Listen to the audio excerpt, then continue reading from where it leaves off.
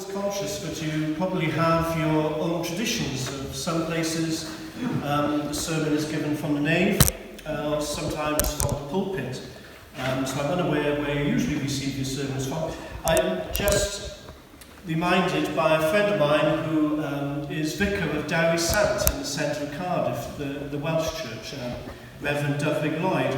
And I'm sure, like a lot of you, we've kept in touch via Zoom. And we meet once a week with one or two other friends where we share a curry online and we have a drink or two and we chat about the state of things in the wider world, of course, in the church. And he told me off the other day for not using the pulpit. He said, if someone isn't going to stand in the nave, if they don't want to be seen and don't want to be heard, then I'm not going to listen to their sermon. So I always have that ringing in my ears. So since then, I've tended to use the pulpit. Well, today we have the passage concerning John the Baptist. But this year, because we're not able to have our services on a weekly basis in our churches, the pattern's been slightly different. I've been in different places giving different sermons. So today I just wanted to focus on Joseph. Joseph, the character which very often isn't seen as a major part of the story. And this is what you have in the Christmas story. You have Mary as the main focus, as the person who brings into the world the Christ child. But in the background, there's these male characters like Simeon, like John the Baptist, and also like Joseph. And Joseph, I wonder if you were able to picture the world in which he lived. A world where very often he was probably in his 30s and Mary was probably a teenager, around about 14 or 15. And the wedding would have been planned for many years. Very often a bride was planned for marriage around the age of 5 or 6, because, as we well know, in parts of the world, women were seen as property. So Joseph would have lived with this plan that he was to marry Mary for quite a few years. And then he finds out that she's pregnant. Well, I don't know how far back you have to cast your minds to school and primary school and all those nativity plays. Maybe some of you have visited some over the years as parents or grandparents. I've been invited to watch one online next Monday. I'll be able to see the various children perform their nativity play in school, but it's been recorded so all the parents can watch it. But the experience I have, and Amy has had, Amy's a primary school teacher dealing with reception school children and is also the music coordinator, and I've mentioned before on the YouTube films that we both have quite a lot of experience, but very different experience of nativity plays and the various things that can happen. Amy related that just a couple of years ago, 2 Christmases ago, when we were in the same church school. Amy had to be in charge of rehearsals, and there was a child called Gabriel. So, yes, it was inevitable, he was typecast, he had to be given the role of Gabriel, and they used to come into church and I was able to observe the rehearsals and they all went really well until it came to the performance and the parents all sat there and there was a kerfuffle in the middle of the stage as Gabriel started flapping his wings and indicated to all gathered at the top of his voice that he didn't want to be Gabriel. He didn't want to be, he wanted to be Joseph. Joseph obviously had a nicer outfit and he had a beard, and all he had to wear was this white robe and wings.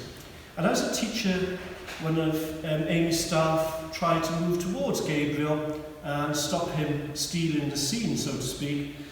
He fled the stage, and it was a circular church, so he's able to do quite a few laps of the church before being caught. Shouting at the top of his voice, "I don't want to be the angel Gabriel," while still flapping his wings. We, I'm sure, have heard many stories of children's nativity plays. The one which I remember and fits nicely with the theme of today. I was asked to come into church to speak to the child a couple of years ago to play Joseph. And he was adamant he didn't want to play Joseph. He'd learnt his lines and he was very good at the part. And I sat him down and we had a chat. Very often I was involved in the rehearsals and I was saying, well, you could do this, you could do that to make the scene more realistic and the character of Joseph. But I said, why don't you want to play Joseph? And he said, well, Joseph doesn't do anything, does he? He doesn't even get to kiss Mary, which I thought was quite forward for a primary school child. He said what he does is follow Mary and Caleb. Caleb happened to be playing the donkey. And all I do is get to follow the donkey and Mary around the stage. It went through my mind that very often this is how we talk about Joseph, or the lack of talk about Joseph in our church. The story focuses on Mary, the shepherds, the wise men, the angels. But Joseph, in our nativity scene, is overlooked. But what did Joseph have to endure when he made the decision that he would stand by Mary, that he would take Mary into his family, that he would walk with Mary from Nazareth to Bethlehem for the census? By the way, I don't know how long that walk is, around 90 miles, so it's the best part of walking from here to London. Not a journey they would take often, but these are the type of journeys very often in the time of Jesus families would take once a year for different reasons. It would last 3 or 4 days. They would camp along the roadside as part of a bigger caravan, and they would arrive in Bethlehem. They would have taken the lower road through the Jordan Valley, which was nice and sheltered, and there was lots of watering holes, but then they would have the difficult journey up through the hills, past Jerusalem, and down on to Bethlehem. Joseph would have taken great care of Mary. It would have been his responsibility to get his family to Bethlehem safe and the return journey. Joseph, at the point that he had to make the decision of whether to take Mary into his family, in law, and I wonder if other members of his family had asked him, could have requested that the village elders stone Mary to death. Our Christmas story, our New Testament story, our whole church history, how we have arrived here in this place, could have ended at that point. Many young women were stoned to death because of reasons that Joseph had, and also still are in some parts of the Middle East. But Joseph took on the role of husband and father, and quietly went about his task over the next couple of years. Obviously, to the child who didn't want to play Joseph, I didn't detail all this background history, and he was able to take the part, and he did a very good performance. He was very loud, which was one of the reasons they wanted him to perform. So I'll conclude, and I have, if you've watched some of the other sermons online, one of my interests is German history and theology of the 20th century. I've talked about Bonhoeffer and I've talked about Karl Barth. But many years ago, when I was about 10, I was taken with my father to Tonopandi, and this is in the early 1970s. And a German pastor with his family was over and visiting Britain and giving a sermon.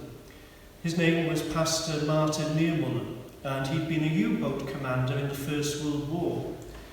Between the wars, he'd become a pastor of a Lutheran church, and then during the Second World War, he campaigned against the Nazi regime and was one of the few church leaders to stand against Hitler.